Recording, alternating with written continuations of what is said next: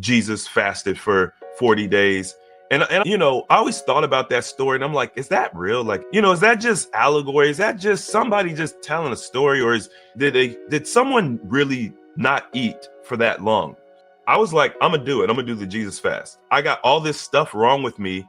I actually had gone to a specialist for the infection because, like I said, it was getting worse. And, the doctors, they're running all the tests. I'm getting it's something I had been dealing with for years. Like, it was years and years. I've had so many tests. I've done so many supplements. It was the last time that I met this doctor. He was like, hey, it might be dietary. It was like I had spent all the money on all the drugs, and it's my last appointment. He's like, there's nothing more I can do for you. It might be dietary. And at the time, because I've been listening to Dr. Sebi, I've been researching fasting, it all clicked. And I'm like, that's the answer. So I was like, I'm gonna do a 40-day fast. And what was your diet like during that time? What were you eating?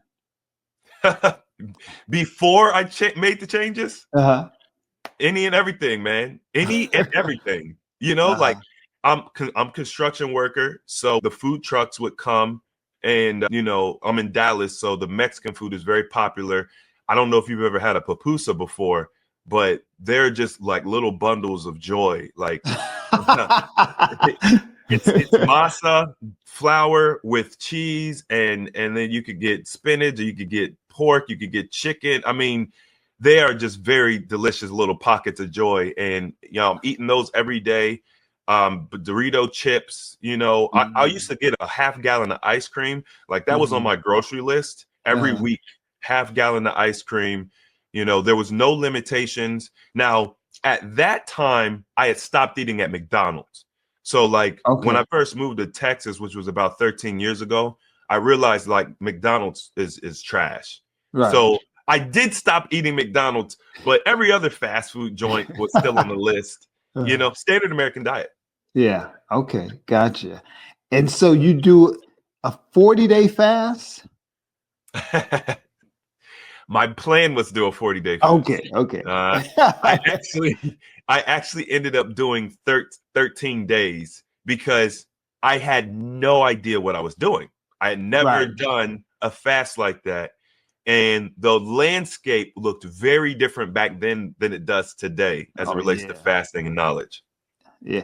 And so the fast that you did, was it a water fast, a dry fast, or juice fast? What kind of fast was it that you did initially? So initially, I didn't even know what dry fasting was. I was doing a water fast thinking that's what fasting, like that's the pinnacle of fasting. I didn't even know what dry fasting was. So yeah. Gotcha. Oh, wow. And what happened during the 13 days that you did the fast? What happened to your body? So after the second day, now bear with me, y'all. It's been like 10 years. Okay. So some of the details may be a little fuzzy at this point, but after like the second day, I noticed that the irritation. So the irritation, like I said, is like a itch that you can't scratch. I noticed that it went away. After the second day. Wow. After 2 days of fasting, the irritation, it started to subside. So at that point, I was motivated because that was like one of the main things I was looking for.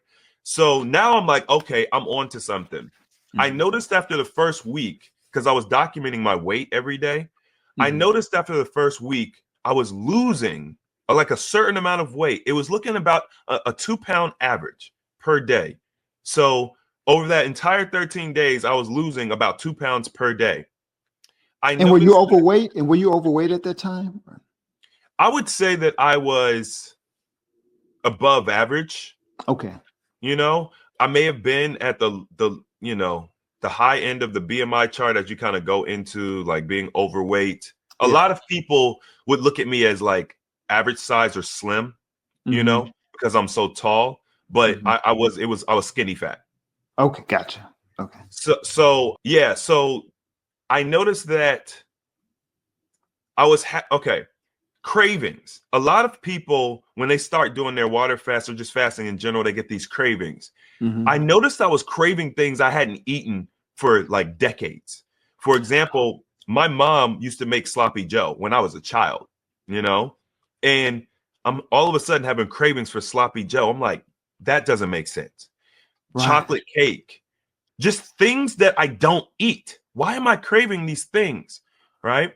And then I noticed that emotions, as I started to get towards the latter part of my fast, emotions, it was like happy, sad, just weird emotions.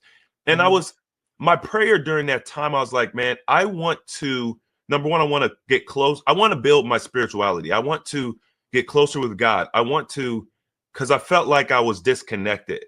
Mhm. And I had these, I don't know how to describe it. Like I was building this connection with nature. I was seeing nature for the first time, like in all of its glory. I saw the abundance of nature. So my perspective on the outside world was also changing.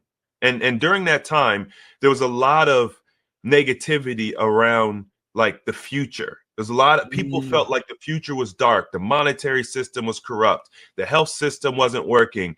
You know, politics, things weren't going well. We were at Mm. war. And my whole reality started to shift. Like fasting worked on me spiritually, physically, mentally, energetically. I had more energy.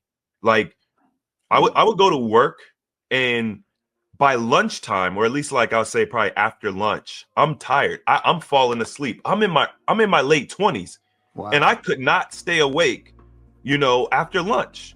Mm. All of that started to go away. My energy level soared. You know, the list goes on, honestly. Well, it's so funny that you mentioned having some weird cravings when you were going through the fast, the things that you hadn't eaten in years.